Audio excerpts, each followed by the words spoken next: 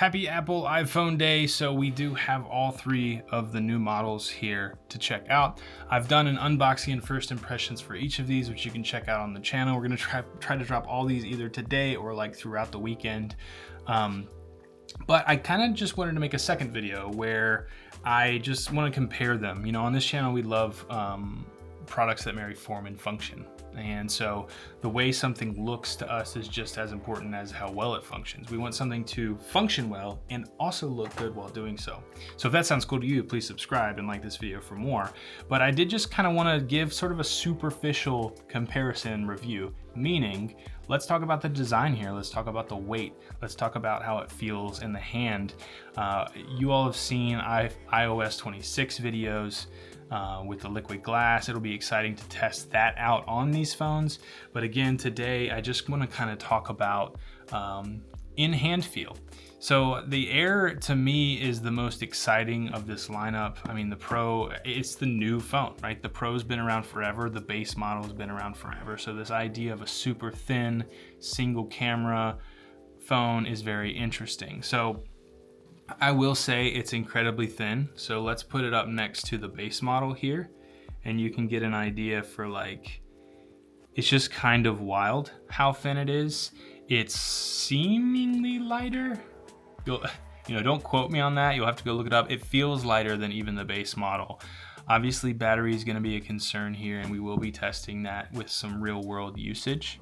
But honestly, I think of the design period, this is the best phone in this lineup with the way it looks. I'll also say something I really enjoyed about the Pixel 10 Pro was it still had this sort of glossy aluminum railing, and something about that both feels premium while you're holding it, and also it makes it more grippy. So this feels more grippy than holding aluminum does.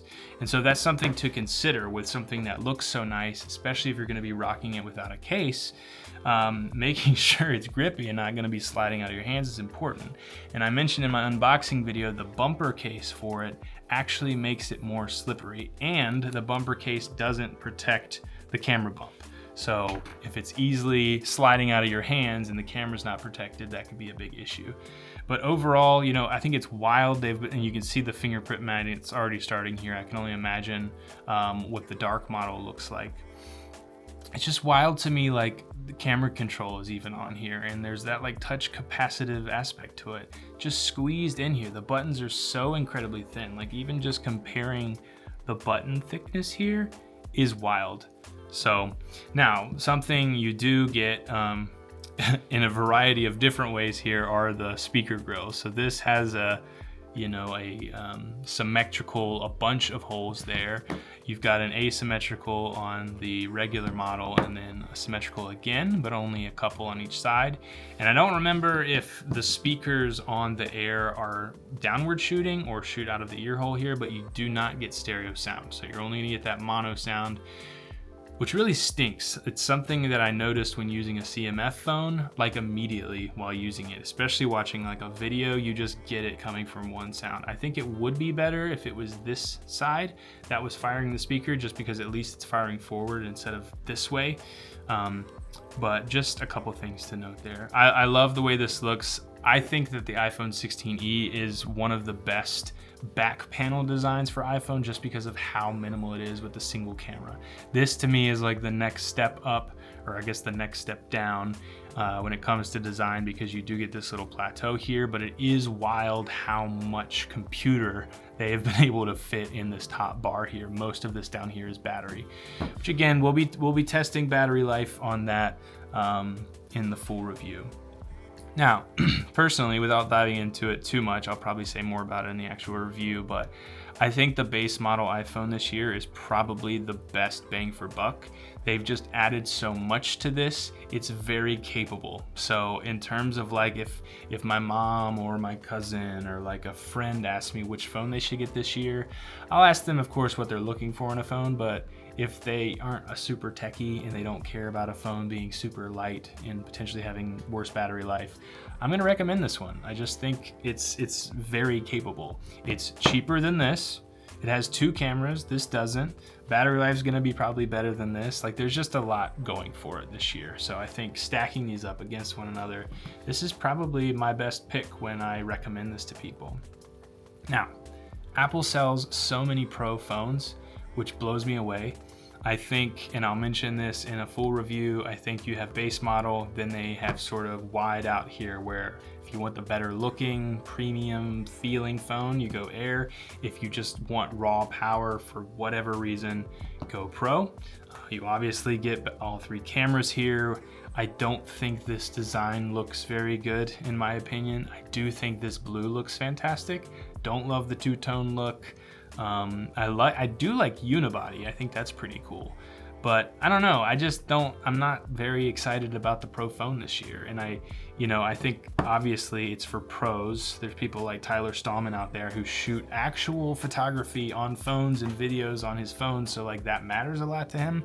I just don't know how many average consumers are going to take full advantage of what's in here. Now there's always that idea of like, I just want the latest and the greatest and the best ever. So like, and just having that comfort too of like, this isn't going to let me down. Like I have the best. That's probably why a lot of people buy it too. Tons of cameras is nice. I think what they're doing with these fusion cameras is very interesting too. So again, this is looking much nicer to me for a lot of people. This is quite a thick phone, so there are those 2 phones put together in terms of thickness. It is more rounded this year, which I mentioned in the unboxing. It feels amazing in the hand. However, because it is all aluminum again, it is a little more slippery. Of course, you can throw a case on there, which I'm sure most people will do. And that sort of gets rid of the two-tone ugliness, in my opinion, if you throw the camera or the case on there. But just to give the comparison of, here is the Pro versus the Air in terms of thickness with camera bumps and everything. It is quite wild. This is a sort of surreal feeling. It almost feels dainty, but I've kind of bent it a little bit. It does flex some. I don't want to bend it too much, especially if I don't decide to keep this and I keep the Pro or something, but that's going to be a concern for people. And I'm interested to see like people who put their phone in their back pocket, if sitting down on it, things like that are gonna hurt this or not. It feels very sturdy, and Apple feels very sure of themselves that this phone is incredibly strong and capable in terms of build quality. So there's that. I don't know. There's our lineup this year. It's exciting. I love new iPhone day. I know a lot of people do. I do think in terms of like what I am most excited about here, this is definitely most exciting to me. I do love products that look really nice, and I think it's the best design. Obviously the thinness, I think it's going to be more than capable for what I use a phone for, so there's that as well. I'm just interested to see if the one camera, the Fusion camera, bothers me, or if I quickly sort of adjust to only having sort of 2 focal lengths-ish. I don't think I'm gonna miss the super zoom on the Pro. I'm definitely gonna be testing it out, of course, but like I really want to daily drive this, and I kind of want this to be my phone for the year. I'd also be interested as a consumer, long form, after 6 months, how's the battery life? How is the experience of using it? So we'll probably be making that kind of content as well, if you all are interested in that. But yeah, there's our lineup for this year. Like I said, full reviews on all of these coming. Let me know in the comments down below what you're most interested in. Let me know which one of these is your favorite. And you can base that off of looks and also like capability or like future proofing as well. A lot of people get a phone for 2 years. A lot of people get a phone for 4 years. So which of these do you think is going to be most capable there? That makes that one not so exciting. Makes that one, again, I don't know. This one obviously is super beefed up, so it'll probably last the longest, but I don't know. It's an interesting thing Apple has done here, where like I'm not entirely sure which route I want to go, where in the past I always just went with the Pro because I think they looked the best materials, most capable. This year, I don't know, I'm kind of leaning towards this. So let me know what your thoughts are down in the comments. Again, we just did an unboxing and first impressions of all of these individually, so you can check those videos out. We're gonna be unboxing the Apple Watch Series 11 here in just a second, so you can check that out. And again, full reviews are coming soon. So please subscribe, like this video for more, watch this video next. I think you're gonna love it, and we'll see you all in the next one.